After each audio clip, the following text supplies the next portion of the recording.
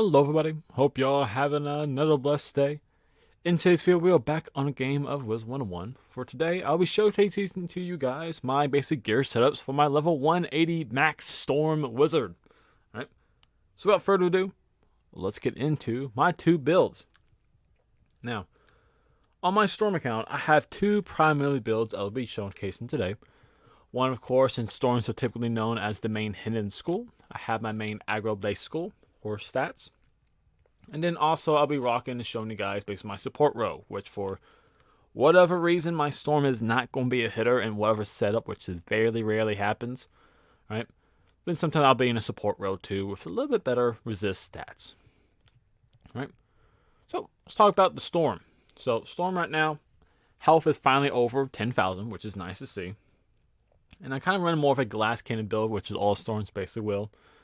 All right, but I'm running 257 damage. All right, a lot lower than my fire was at 273. All right. Now, main reason being that fire now can actually get more damage than Storm without the cost of so much pierce. All right. Resist at 37 universal with 48 to fire, 42 accuracy with 10 to life because why not? All right, but we're having more than above accuracy to make sure we don't fizzle, even for like a mantle, hopefully. Crit, we're over 1,000 crit now. First ever seen that for a Storm in a very long time. Our block sucks. Just straight up 480, 489. We are going to get crit on in this game. And they also have that 50 pierce, which again, I said before, I think all my wizards, I make sure I have at least 50 pierce before I worry so much about the damage, since pierce is more important than damage. All right.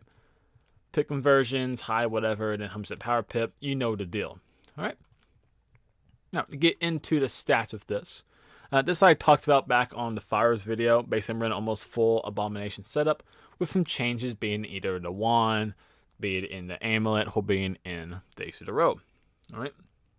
So we got the shotgun robe, hat basically for the Abomination. Got the Abomination boots. We got the Abomination Aethum. Got the Abomination ring, and we got the Abomination deck. All right. Each of different jewels socket on there, which I think would be the best form. All right. And then also I was able to get the Abomination basically wand here before I got basically the raid wand. So I'll just be using the Abomination wand also on my Storm. Okay. Again, you farm those from basically those four main areas you farm in the game, be it either the Sanguine Sisters, you farm from basically Balor in the final area, from the old ones, from all the respawn shenanigans. And those are basically the free areas you're farming for it. Or once you get the badge, you can craft it from this guy right over here. Now, just like also, I do have the Polaris Cabal Raid robe, the Daemon robe, which you can also get it from the Motorist Marlebone Motorist Pack 2, which again located in the Crown Shop in case you forgot from last video. You can pick up the exact same robe from this pack right here, from trying from free 399 crowns. And then for all my wizards, I'm also going to be rocking that 180 Ghastly Raid amulet.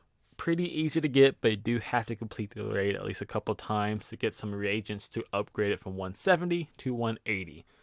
And we're always going to make sure we're using this because it does give you that extra, I think, 40% blade even on the Storm. Okay, it looks like it's still 35. Again, extra Storm blade, we're not going to say no to that ever. Now, for my pet, all right. This exact same pet I run on my fire, but my fire is the only one I rock the Frillosaurus. Of course, you can have higher stats if you have the Frill or the Stompy or the Bronte or what you want to call it, the stupid little dinosaur mounts for the bonuses. All right, and really, I don't really care much about the pet except in my fire. So for the Storm, you can have this with any pet talents, but basically 4 damage along with Mighty and Breaker is basically what you want. And also, I run a Pierce mount, which is going to be the Vulpin Avenger you can get from, I think it's Avalon bundle right now, or this like Robin Hood looking like bundle. That basically helps make sure I do have up to exactly 50% Pierce. All right. Without that, I'd be at 48, which, I could swap out, like, one of these 4% damage, get 2% Pierce, which I used to run on a pet. I think I would moved the pet off the account now, or at least put it back in the house. All right, but if I did that, then I would be basically losing basically like one of my resists, because then I could put on basically a Stormy Gulcher, gives me 3 more damage, but then I'll lose 4 damage to 256 to have the exact same stat. So overall, this is a better combination. All right, and in gear setup, This is what I'm using right now when I'm raiding, or not raiding, but farming the Sanderson sisters, since that's like the best way to get those outside of relics. So if I'm going first, if I'm going to be the main hitter, I'll basically just use a sharpened Stormblade into a Stormlord second turn with more buffs from allies. Or if I'm in a support role, in case there's a Storm that really does not want to go before me, alright, I can basically use a Stormblade into a sharpened Floodblade to boost them, and then I can also Stormlord myself the following turn. Alright, so either of those works when I'm farming basically for reagents. Alright, so that's the main setup on the Storm, so I'm typically using. But for whatever chance I know I'm going to have to be in a support role, I'm not going to be hidden, I can switch them to this setup. Alright,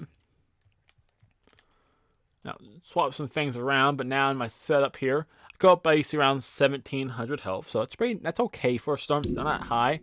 But like I normally say, I kept my resist up to 70 plus, so 71 for my Storm now. With 30% accuracy, with 10% to all other scores at least. Blocks, that is pretty good. 700 blocks, pretty nice. We do make sure we also have at least 100% power pip. Right, so the stats aren't bad. And we do this very similar to how I do it on all accounts. Right, got that Dwarven robe. We're gonna rock the Horus, Horus robe along with the Horus boots. So basically, any of your hidden schools, basically like if it's myth, if it's going to be fire, if it's going to be storm, if you're going to be in some kind of resist role, typically you're going to rock both the robe and basically the boots from the Horus pack, which is also the River Crocotopia pack if you didn't know. You can swap this out for a better one. Like I could swap it out for like the side because I'm not going to be crit. I don't really care too much about blocking the situation. So I could always swap like the side robe or staff if I wanted to, but I'm just keeping this on there just for the heck of it. You know, it has some form of block. That's why I'm using it. There's better stuff, but you can really pick any wand you want to have. Walking still the Abomination Aetham. Alright, walking that still. We're going to rock still the same amulet. Again, we're not really doing much to kind of change up anything. The big change is going to be with basically going to be the robe, the boots, the hat. We do also have the hide deck to get the extra help also in this form. Alright, so more health in that regards. And then, just like all my accounts, I want to make sure I have at least a double resist will cast Hex pet. Alright. And then I slot it on a bounce blade to get the extra fang. Gets the extra, looks like I think Hex also on there too. So it's pretty solid. And then for whatever reason I need to swap it out, we do also have the will cast Shatter pet too. Which is something I have available on all of my wizards for their support builds. Alright. And in setups, this is kind of basically what I would run for this form of a setup. Get rid of Bounce Blade again, but basically the exact same thing I've run on all my accounts. Basically, going to be basically 2 feints, 1 for Potent. We got a Mass Feint. And then typically Storm's your main hitter, so Sharpen is the 2 of the Weave Blades. This one's Flood Blades. Right? If it wasn't running that, we can also swap those out for Spirit Blades. If we want an extra Feint and toss in the Bounce Blade, you could do that too. Right? And then, of course, you know, to make sure I have that 100% power pip, because right now I'm sitting there at that 102. I had to also swap onto here the rock mount, which I had on my fire, which gives you that extra 3% to go from 99 power pip up to 102, which you have to run in this form of setup.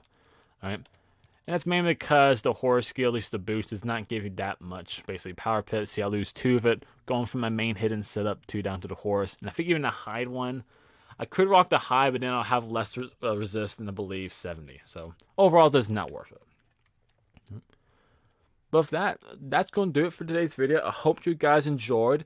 Of course, you know, having suggestions how you run your own Storm build. Again, mine's more preference if I want a hitter, at least 50 pierce and anything else in the damage. Right? Of course, you know, people want like 260s up to like 270 on Storm, but then they're down to like 30 to 40% pierce, which I don't think is really worth it. But, you know, always comment down below what your own builds are. I'm very curious to see what else you are running, what your own kind of plans and strategy is. Now, it is also at the end of the video, down in the comment section, post down there if there's anything else you want to see in Wizard101 on this channel or other games you want to see me play. Comment it down below. You never know. Could pop out as a feature video in the future. And of course, since it is the end of the video, I hope the rest of the week is blessed. And I'll see you all again in the next video. With that in mind, I'm out.